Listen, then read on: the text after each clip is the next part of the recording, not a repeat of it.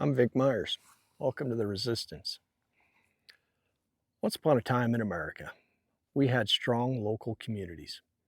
Even in a big city, we had school systems that fostered communities where everybody in the neighborhood knew each other because their kids all went to the same school.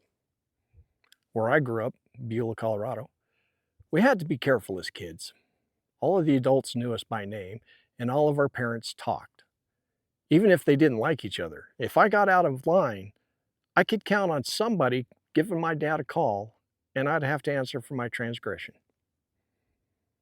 I miss that America. Now we have school of choice laws all over the country.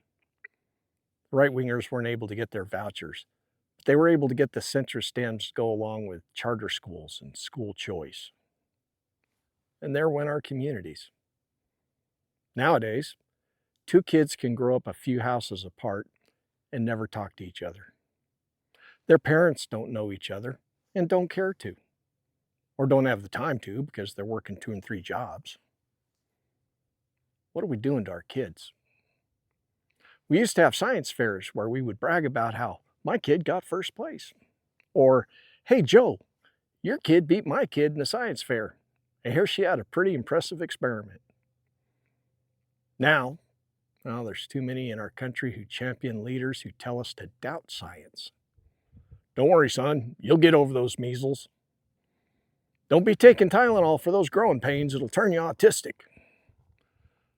Same people who gave us Project 2025, which calls for more public funding of private schools and more charter schools, have been at this since the 1980s.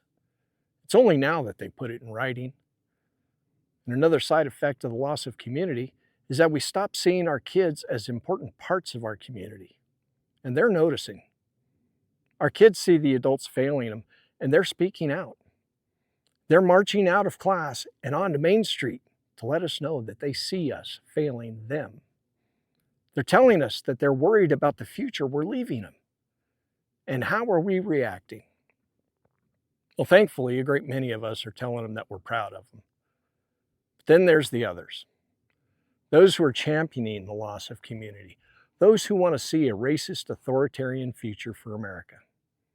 At first, they limited themselves to nasty comments and Facebook posts and ugly videos about how ungrateful the kids are. Imagine that. Calling them ungrateful about seeing a future where they're economic slaves to the billionaire class. Ungrateful for a future where they're expected to show their papers. Ungrateful for one day losing the voices they're out there using to remind us of our responsibility to them, to let us know that we are failing them. And now there's grown men in red hats picking physical fights with kids, literally. If you haven't seen the videos, there have been multiple incidents across the country where kids are marching and grown men are picking fights with high school kids, boys and girls. The good news is that the kids are sticking together better than we are. They know there's power in numbers.